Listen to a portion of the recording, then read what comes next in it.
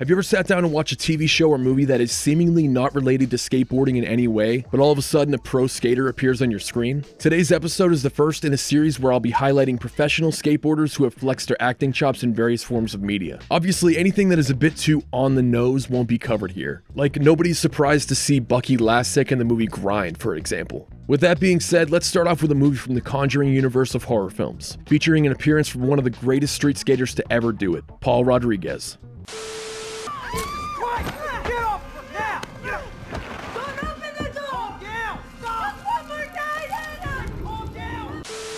The Curse of La Llorona is the second worst rated movie in the Conjuring franchise, but it still managed to rake in $123 million on a $9 million budget. And I can only assume that people ran to the theater to see it because they saw P-Rod on the cast list. Paul plays a policeman named Officer Claro, who was assigned as a police escort for the main character of the movie during a welfare check at the beginning of the film. And for as long as I've been aware of P-Rod as a skateboarder, which I guess would be since I first saw his part in Yeah Right back in the day, I'll admit that I seriously didn't know he was the son of actor-comedian Paul Rodriguez until I started doing research for this video. And I've been aware of his dad for a very long time, I just never connected the dots.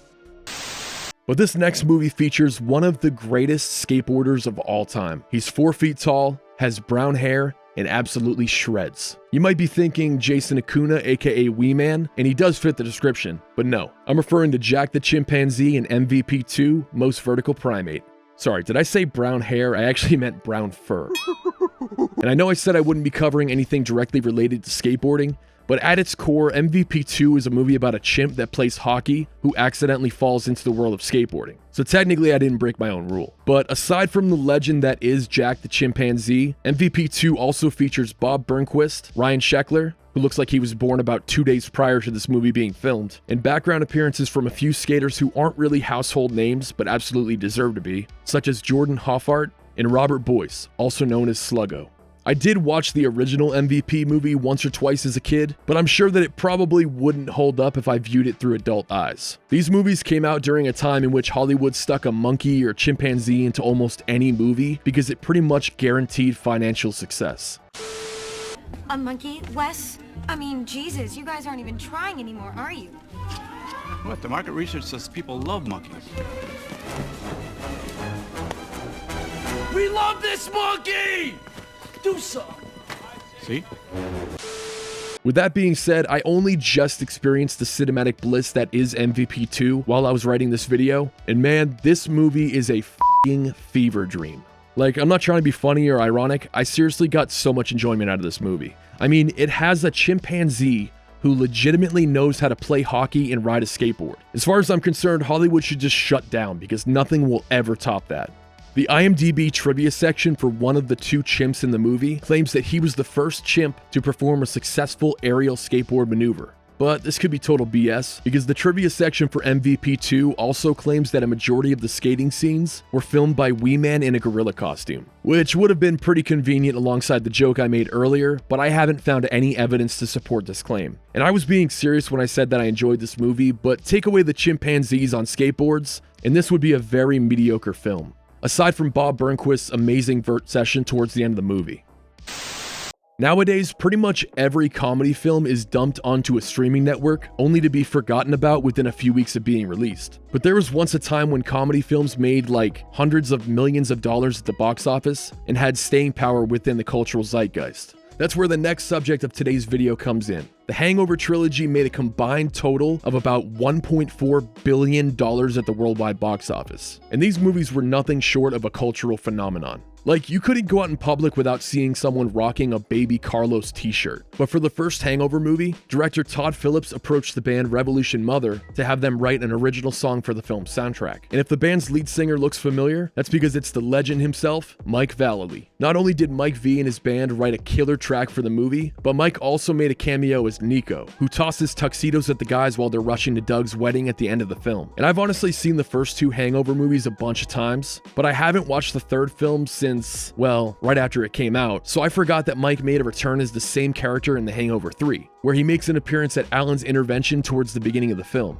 And some of you might be scratching your heads wondering how Mike even got involved with this movie in the first place, but the director of all 3 Hangover movies, Todd Phillips, has a career that is deeply rooted in punk rock. He made his first big splash with the documentary called Hate It, G.G. Allin and the Murder Junkies. And even though Revolution Mother is more of a hard rock band, Mike also fronts a band called Mike V and the Rats, which you might have heard on the soundtrack for both of the Tony Hawk's Underground games. I have a lot of material to work with on this series of videos, but not everything is worth devoting an entire chunk of an episode to, so I'm going to do a lightning round consisting of 3 topics before we get to the final segment of today's episode. Starting off with the completely unnecessary 2015 remake of the 1991 classic Point Break. Bob Burnquist makes a quick cameo during the yacht party scene, and Erik Koston makes an appearance during the Alps party scene. And this remake wasn't like insultingly bad or anything, but the original movie is literally a masterclass of the action genre that didn't need to be remade. Next up, a famous poet by the name of Frederick Allen Mayne III once stated, "It's just one of those days where you don't want to wake up. Everything is everybody sucks." That poet is better known as Fred Durst, frontman for Limp Biskit, and the music video for the song Break Stuff had literally dozens of cameos. But one of my favorite vert skaters of all time, Bucky Lasek, made an appearance in the video along with a very young Riley Hawk. Wikipedia also claims that Bam Margera was in the video as well, but I couldn't pick him out, and he's not listed on the IMDb cast list for the video, so I don't think he was actually in it. And speaking of music videos, Riley's dad Tony made a very brief cameo in the music video for Smells Like Nirvana by Weird Al. So brief that Weird Al wasn't even aware that Tony was in the video until about 2009.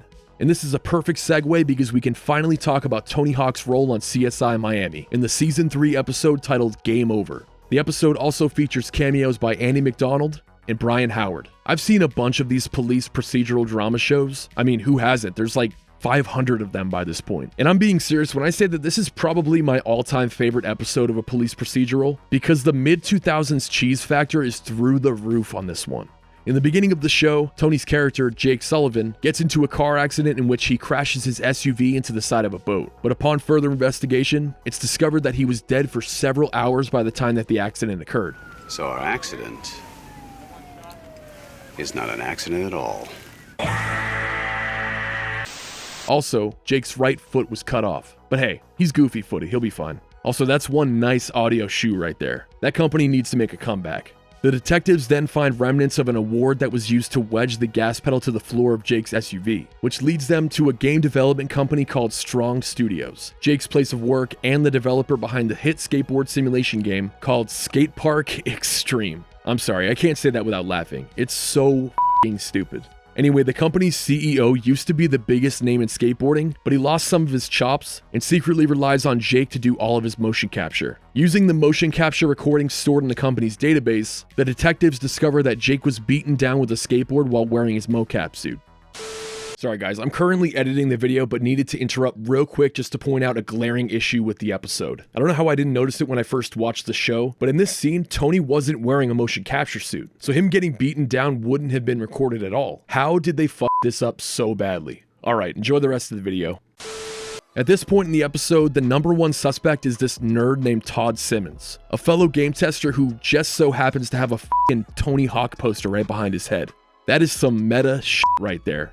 Todd is also suspected of sneaking into a programmer's office in order to steal the award that was used to wedge Jake's gas pedal. Because while Todd was in there, he accidentally spilled some Mexican cola on the floor, which was traced back to him because he's a known soda snob in the office, and the company's receptionist special orders it for him. But it turns out that the same receptionist mistakenly sent flowers that were addressed to another woman to Jake's house. His wife then assumed that he was cheating on her, showed up to his place of work, and beat him over the head with a skateboard. I don't even know a woman named Amber. Why am I even fighting for you? Look at yourself. Skateboarding at 35. So here I am, growing older all the time. It turns out that this dork Todd was picking up all of Jake's slack while he was off doing motion capture, and he was ready to tear Jake a new one when he discovered his unconscious body. In a fit of rage, Todd decided to murder Jake by dousing him with water and electrocuting him. To dispose of the evidence, Todd placed Jake's body into his SUV to fake a car accident, but he had to hide the burn marks on Jake's foot from the electrocution, so he severed his foot and hid it behind the SUV's dashboard. Holy shit, this guy is a f***ing monster.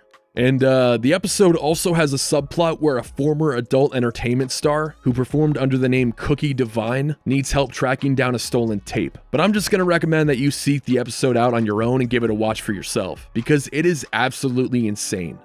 But that's it for today's episode. If you liked what you saw, please feel free to subscribe to the channel. And as always, thank you for watching, and I'll see you on the next one.